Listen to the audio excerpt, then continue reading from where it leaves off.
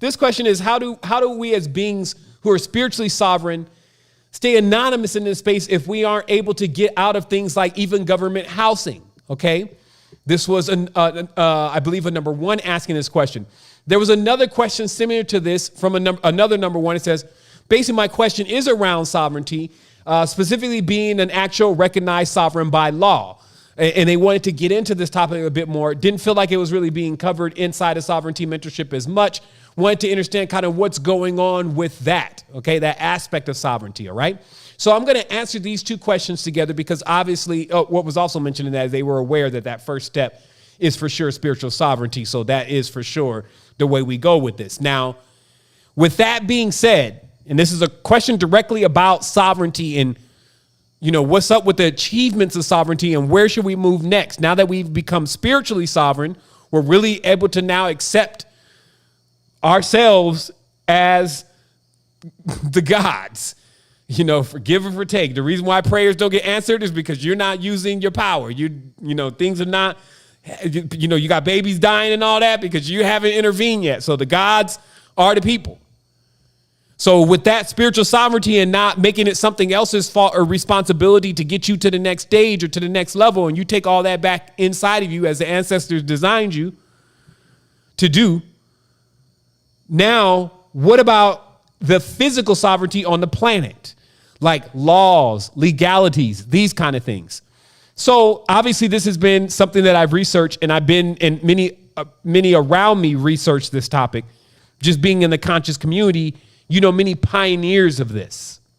As I said before, Santos used to even go in on this, obviously. Yusuf El goes in on this. A few Moorish brothers go in on this. So there's a lot of knowledge out there about sovereign law, okay? Now, what's interesting is that just like I was telling you earlier, remember I was telling you that when the cycles change, the old laws and codes and stuff don't even work anymore? This is another great example. Right now, we have people going to these law books trying to figure this stuff out, but we're already in the wild, wild west. Meaning that the people that are functioning on this planet right now as sovereigns don't ask what they can and cannot do. They don't try to go find different instruments and papers and trust and all that. They don't even, that's the system that they laugh at. So you can see there's levels to this, right? So, because then you got another group like the corporations, and they always take advantage of these trusts and all that kind of stuff and what it can do. So I would assume that that's the one that we're referring to. So when I studied that structure, what it basically says is this. Every time you come into the public domain and make a transaction, you need to use that public instrument. They don't do that. They don't use those instruments.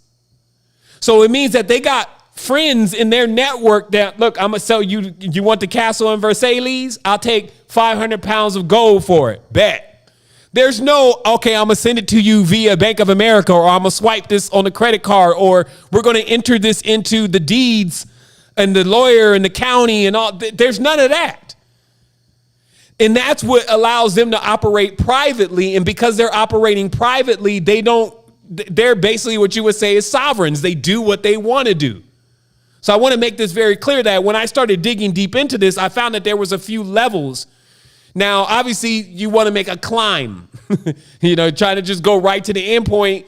It's not feasible. So the first part is one, realizing that for this to ultimately work, you need to then begin to transact in a private currency.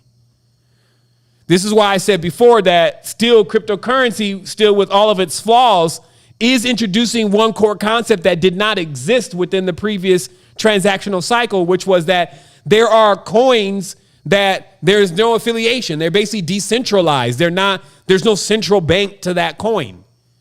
And what that creates is it creates a form of autonomy, because if you agree to take this coin and I agree to give it to you and we make a transaction, no one knows about that transaction. It gets lost in the sea of things.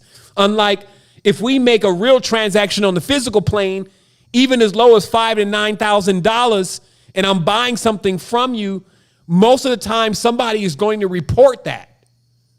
because that's got to come out of somebody's bank account. And then they're going to need to explain where that 9,000 went and why it went to this person or why you pulled it out as far as money. So somebody's got to explain it. And that's what pulls it back into the system. So what is ultimately still a work in progress for the conscious community is basically being able to create our own private system of commerce. That means that at least enough of us would need to be producing the essentials for another one of us to be able to find that essential as valuable and to be able to transact it back with the same amount of currency that they've earned from the same nucleus. Now, again, it's 2020. So doing this on a farm is totally different than doing this in a digital sphere. We could do this on a farm with different animals and different crops and different foods and things that we find vital to our life. But in the actual matrix structure or the artificial matrix with the digital, now we have to basically figure out what is the digital equivalent of that. That's also possible, and that's also called a DApp. A DApp is a decentralized application. So right now, we're seeing the highest adoption of decentralized applications in the world as that we've ever seen in history. Because one, it was not even something that was put into the public and that was ever offered. And two, it wasn't something that other people could even get involved in. So now we see decentralized applications being built. So within a short period of time, you should be able to get the things that mean the most to your life in some type of, to your life and survival in some kind of private form of transaction. When this happens, this allows you then to step away from the table, which would normally push you back into the field of finances and then losing your rights because now you're using instruments that make you designated as a citizen, such as a social security number, such as even fiat currency. So to use their instruments, you must abide by their rules. And that means that you need to report it. Then it moves from a public to it moves from a private to a public, which is a breach of sovereignty. Sovereignty, the biggest word behind that is privacy. It's not something that you should be asking for. It's something that you have as a right? But obviously that's not the case. So you're transacting in their system. Nothing is private, but then you have to transact in their system in order to fulfill the basic things that you need to get every day, like internet.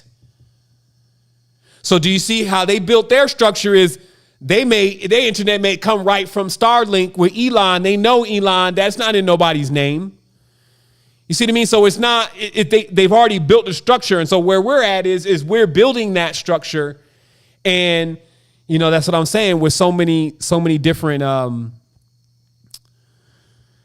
just the relentless attacks on the conscious community and the consciousness overall. It has at times us focusing on things that are not as imperative to how we can really change our future.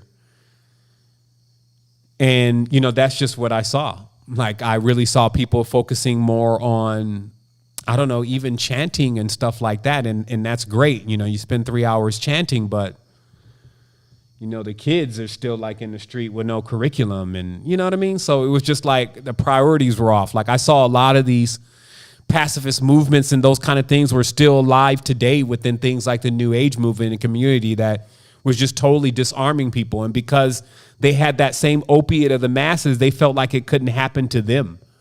Meaning that, sometimes, you could be so high and holy with your cross. You could be like, well, nothing can ever destroy us or kill us or take us away. And you never realize that it's already doing that. Some of this stuff is extremely poisonous to a person's growth if they can't get off the drug. All of us do need from time to time. Like I know some folks that they're better off Christians right now than what they was doing before. This is clearly an upgrade. But if they can't get off of it though, then but that's how everything is. That's why I always say, man, you got to keep this thing moving because it's always moving. And then you need that ejector seat to where you can just come into the space where you're unmovable, right?